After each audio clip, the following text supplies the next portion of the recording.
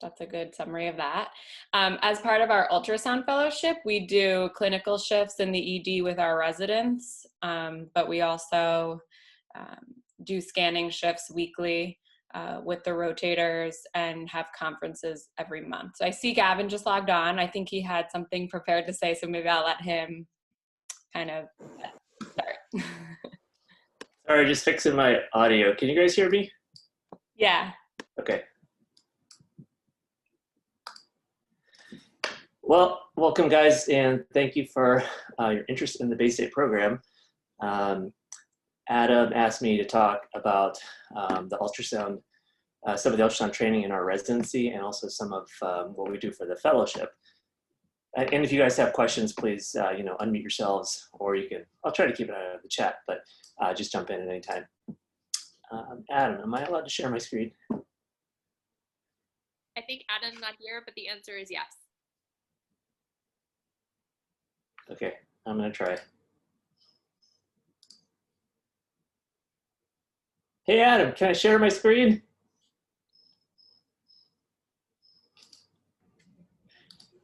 I think that's You just— should be able to. There he is.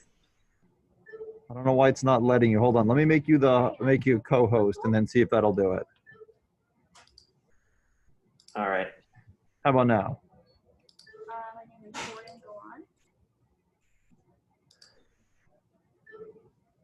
on. Provider, yeah, I'm a PA. You got an EKG behind you, Adam. I'm good. Thank you. Sorry, there's like privacy stuff that I have to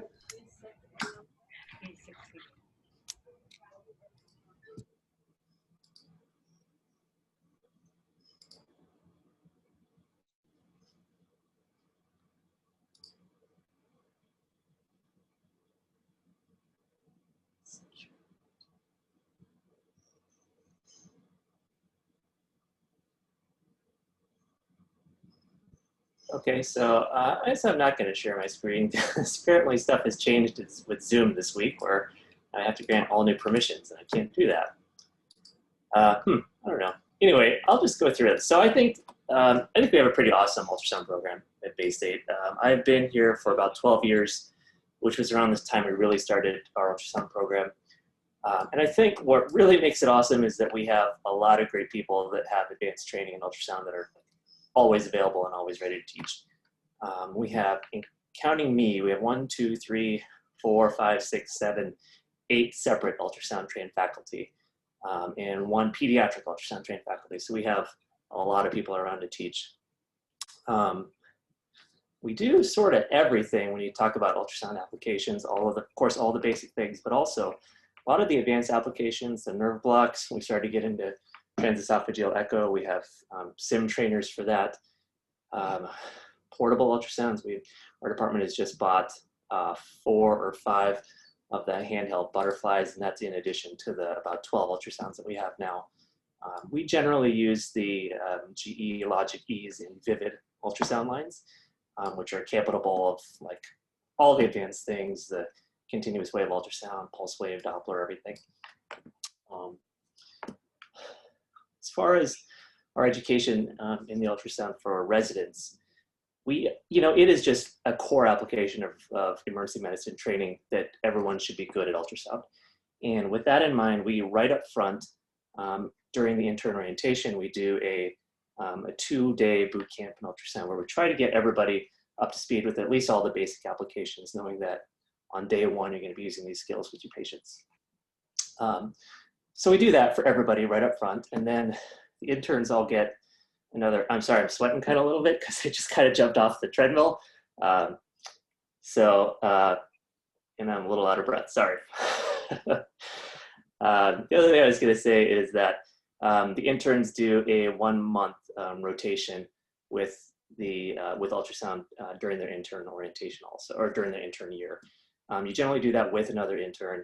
You spend the months just going around the ED, ultrasounding people, doing the ultrasound conferences. And you go to, we'd have a journal club and all kinds of different things during that month. The residents also have an opportunity during their 3rd year for an advanced elective. Let's say you want to be want to get better at nerve blocks or some of the advanced echo things. So you have a month opportunity during third year if that's something that you're interested in. Adam asked me to talk a little bit about our fellowship too, so I'm going to do that as well. I really wish I could share my screen, but some of my interests really are around global medicine and especially like rural outreach to places where there's not much either opportunity or the opportunity for imaging, or just they don't have CAT scans, or they don't have MRIs, those kind of things, and people have to make do with what they have available. So we travel to places like Vietnam, Laos, Romania, Argentina, Mexico City, a bunch of different places, and we do teaching basically. Lectures, we do a lot of hands-on with physicians, even places around the United States. We go to rural Montana and a few other places yearly to sort of teach those docs how to do things with, without the help of advanced specialty. Like, they don't maybe have a cardiologist on staff, but they really need to know if their patient has a wall motion abnormality because it'll help them with the disc flow. So we teach things like that. Our fellows have gone on to, generally they go into ultrasound director positions, about half and half between academic facilities and community hospitals, basically starting ultrasound programs or teaching physicians how to do ultrasound. All right, I'm gonna stop and catch my breath for a second. Some water. Anybody have questions?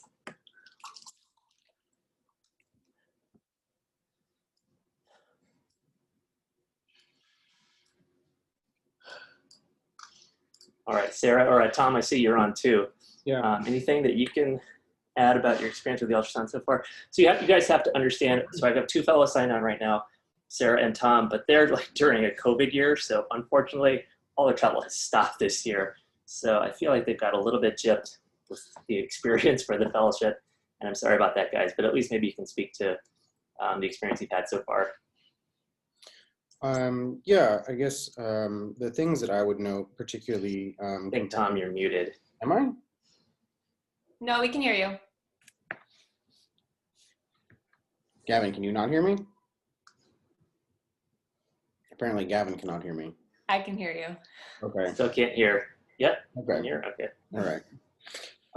So yeah, one of the things that's very impressive coming from another program is compared to where I did residency, the residents here are much more involved with the ultrasounds, and they use it on nearly every patient for whether it's, coming up with their numbers to get credentialed, or whether it's answering a quick question or helping them whittle down their differential. They're very facile. The training here for the residents is excellent with the ultrasound. And that pays off dividends as fellows because we can teach at a higher level. We're not just focusing on the basics over and over and over. I mean, obviously we do that, but then, in the second and third year, the residents have a lot more experience. So we can talk about advanced echo. We can talk about, point of care, like, okay, it's this tamponade, some kind of some cooler stuff, which is really neat. The faculty are very amenable to looking at the scans, and you pull the machine over and say, hey, I'm not sure, this looks abnormal, what do you think? And with so many people who have done the ultrasound fellowship, they can really add a lot of insight into some otherwise equivocal scans. The residents are wonderful, the other fellows are wonderful. Everybody here has been really tremendously great, and the hospital itself is just crazy high acuity, and you're not going to be struggling to see sick patients. And at the end of the residency and the fellowship, you walk away knowing that you've seen pretty much everything at least once. So I've only been here for a couple of months, but I'm really happy with the decision to leave Albany and come over here to Baystate. I'll just speak to my personal experience, and then maybe you guys will have some questions. But I had done an away rotation specifically for ultrasound as a med student, as a fourth-year med student. And that kind of taught me some of the basics, but I definitely learned so much more our intern year on our ultrasound specific month. Like Gavin said, you're rotating with another intern, but we also have a whole group of rotators that includes ICU fellows, off-service med students, off-service like internal medicine docs. So it's a large group, and it's a lot of great learning. Some people are at different levels, so everyone can offer different perspectives. So that was our intern view into that. And so just having that little bit of introduction really helped me throughout the rest of my residency, because I, like Tom said, and I don't think I realized it because it's just been normal for me, but I really appreciate when now I'm precepting with the residents and they are coming to present a patient to me and I'm wondering what their kidneys look like in my head, and they say, oh yeah, and on the ultrasound this and this. So they're using it really readily, and a lot of our staff, echoing what Gavin said, are really able to comment and help on ultrasound, not just the ultrasound staff. One of the big reasons I did this fellowship is I wanted to become more adept at nerve blocks. I'm really passionate about the alternate to opiates as pain control. But then also, as Gavin said, a lot of the traveling. I really love low resource medicine and kind of contributing to more third world areas. So that's a little bit of a bummer for this year, but that's one of the more interesting, cool things that we do with this fellowship, not only internationally, but in this country too. We do a lot of teaching with physicians, both EM physicians and like internal med ICU physicians. So I think it's really valuable. I feel like Gavin runs such a great program. I think we'll have so much to offer in our next careers. Some of us, like he said, go to academics and teach residents. Some of us go to community. I'm kind of more interested in going the community route for right now. And I would be interested in teaching skills to other ED docs or other hospital staff who didn't have that training.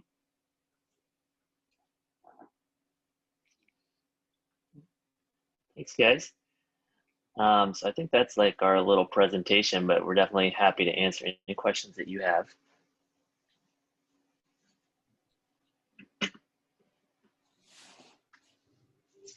Hey, It's Gavin, obviously early. Oh, sorry. so for students who are looking at different residency programs and trying to gauge sort of the strength of their ultrasound training, do you have any tips or things that they could look for comparing one program to another with respect to the strength of the ultrasound program? Yeah, I think that probably you want to look at, maybe sort of ask not how many ultrasound trained faculty there are, because most of the academic places have hired ultrasound trained faculty, but you really want to look at places where just the general faculty have a good core knowledge in ultrasound. Because really any emergency physician out there should have a basic knowledge of ultrasound. And what you find is that if you go to some places where people have been out and practicing for 30 or 35 years, that may be just a skill that slipped by them.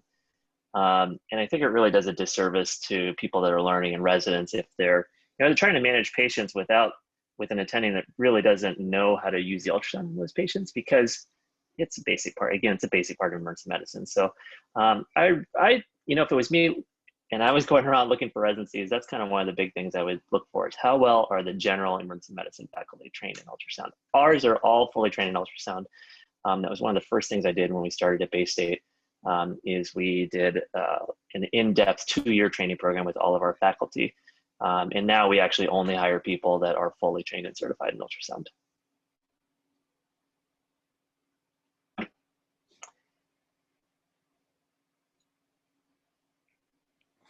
It looks like there's a question in the chat. It says, can you give examples of how you would combine global international EM with ultrasound training? Like what projects would you do? Yeah, oh my gosh, we do. So most of the things we tend to do are, well, I guess they fall into two different camps. We try to do ongoing training at a few sites. So I'll give you an example. A few years ago, we had a 5-year training program with Mexico City, where we've done this with Argentina. We're in the current process of doing this in Vietnam, where we identify an area with a group of hospitals where they have a need for basically a lack of imaging. They maybe have an X-ray, but they don't have CAT scans. They don't have any of the other advanced imaging. Sometimes they don't even have X-rays. The place we went to Mexico City was really in the middle of Mexico City, not even any X-rays. And so we spend a couple of years going down there, in maybe 2 days to a week at a time, and training a core group of docs in those applications. And then we go back maybe another year and do the same thing. And then we start doing conferences with wider groups of docs. And what we do is at the beginning of those conferences, the first couple of years, we put on the conference. And then for the next couple of years, we do it with some of those EM physicians that show a lot of interest in it. And for the last couple of years, they just do the whole conference. And we're there to help and in support. So we help with the hands-on, but really it's their thing. So the idea is that after we're gone, that they can continue to teach, to teach these basic ultrasound skills. So we've gone through that program in Buenos Aires. We've done it in Mexico City. We're currently doing it in a few different places in Vietnam. One of our associate program director, who's not on now, our ultrasound program director, Jeff, has also started a program in Laos. So for about the last 4 years, we've been going to Laos as well. So that's sort of one group of things we do. A lot of the other things we do are more like just putting on a one-time course, maybe a 2 or 3 day course in certain locations. And so generally that's groups. Generally, that's groups of physicians that come out and ask us to teach. And so what we've done recently, it's like I just did one in down in sort of rural Georgia, where there's a group of emergency physicians there wanted to get up to date in ultrasound. So they had us come out and teach them. So we did a 3 day course with them, but we'd also do that kind of thing.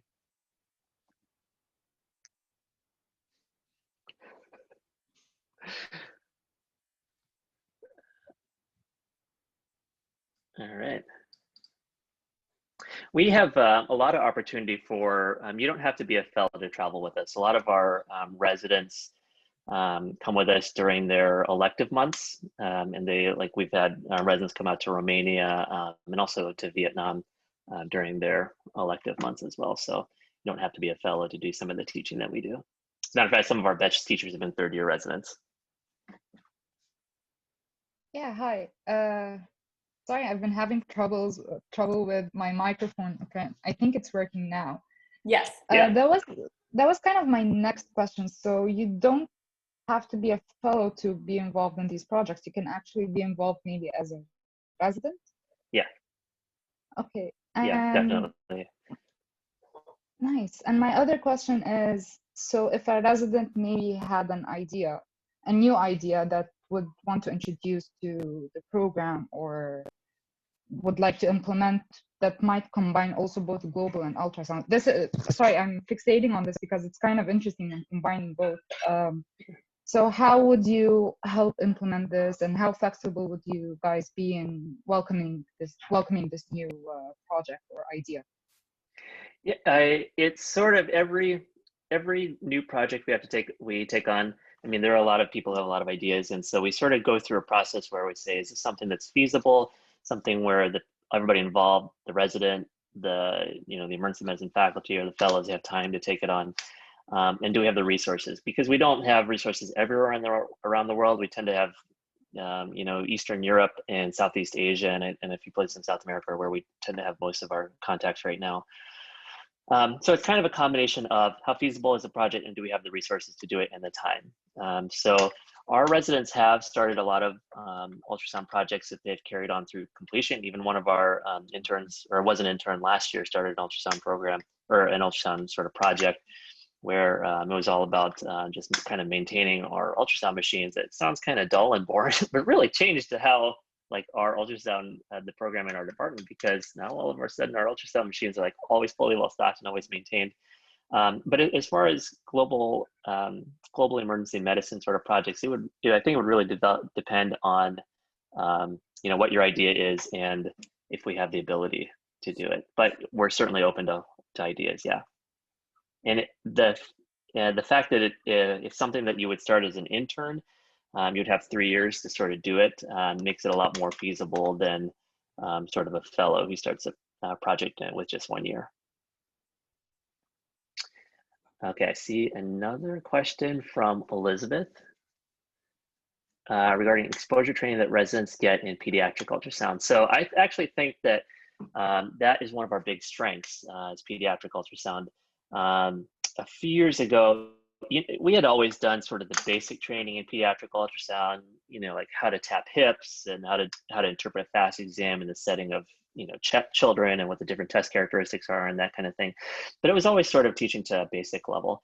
And so we sort of identified that as one of the weaknesses of our ultrasound program about 3 years ago. And what we did was we basically recruited a pediatric ultrasound trained person. So we took one of our, what we did was advertise around the country actually to hire a pediatric ultrasound faculty. And then some of our internal groups, some of our pediatric emergency medicine group was sort of interested in doing that. And one especially, Julian Ginsburg, you probably haven't met him yet, but he's one of our pediatric faculty, decided that he wanted to do a fellowship in ultrasound. And so he did that with us. And since then has gotten better and better and better with pediatric ultrasound and all of the advanced topics. And so now he is our in-house pediatric ultrasound specialist. And he handles most of our pediatric ultrasound training and projects. But I think it's just a lot different if you're getting the training from an actual pediatrician who sees kids full-time versus an adult physician trying to teach a pediatric ultrasound application. So yeah, very good specialized training in that, I think.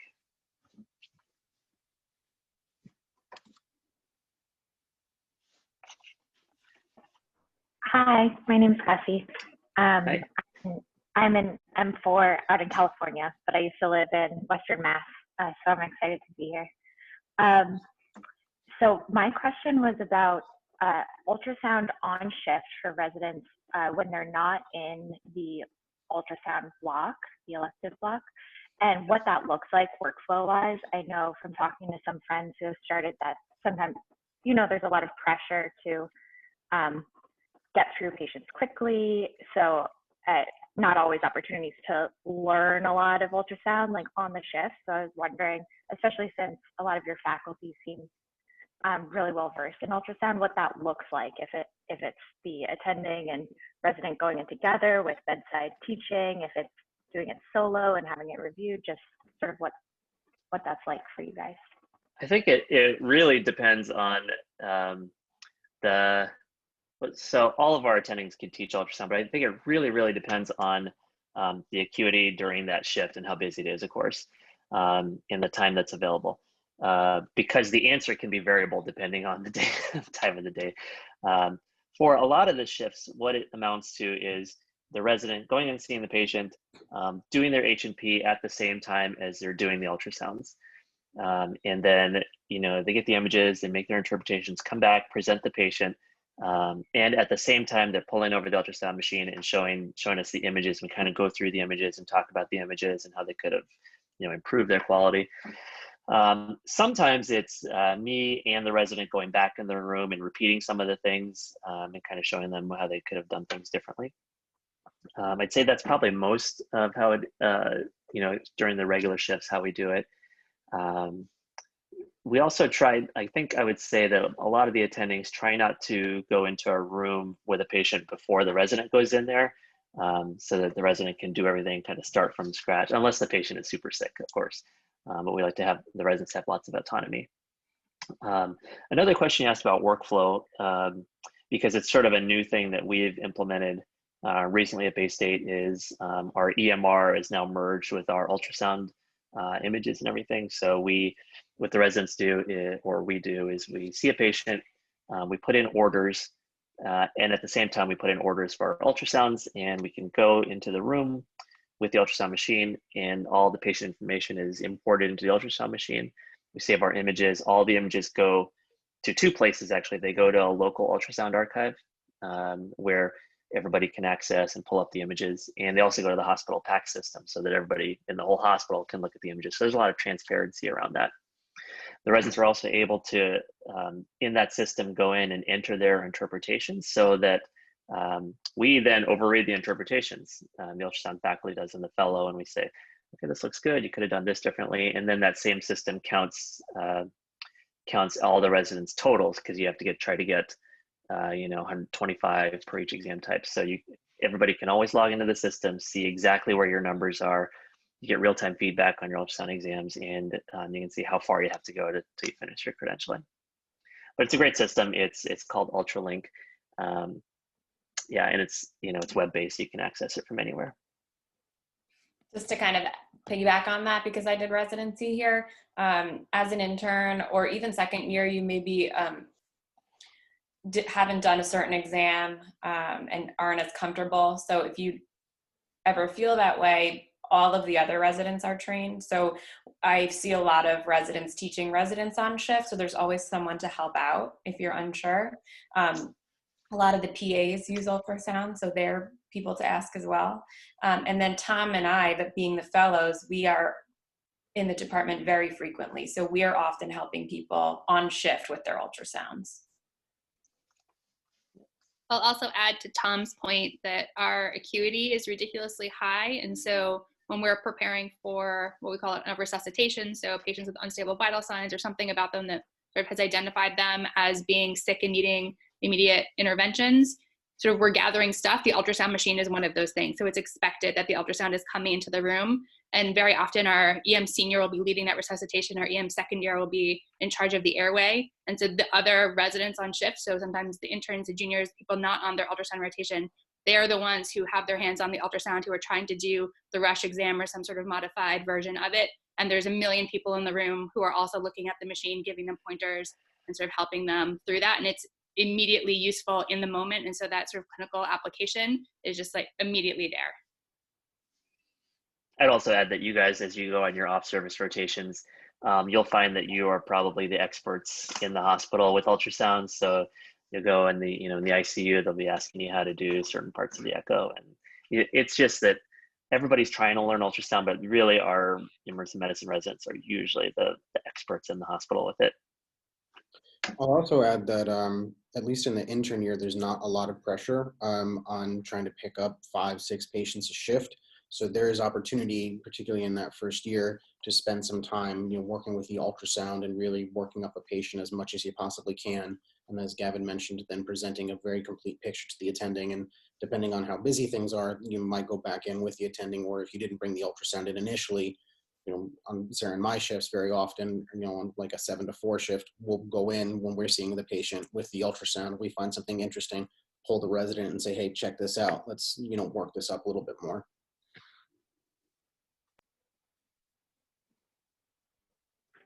Thank you.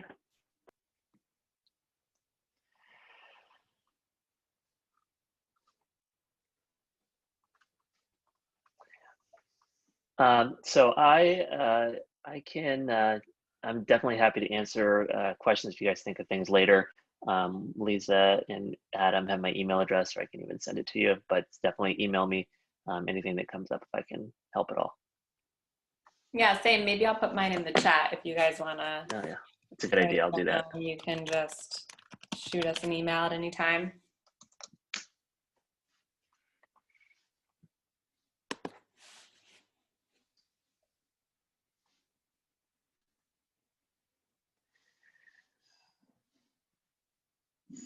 All right, you're welcome, and good luck everybody with the match. Yeah, nice talking to you guys. Thanks for joining us. Good luck. Thank you. Bye. Bye.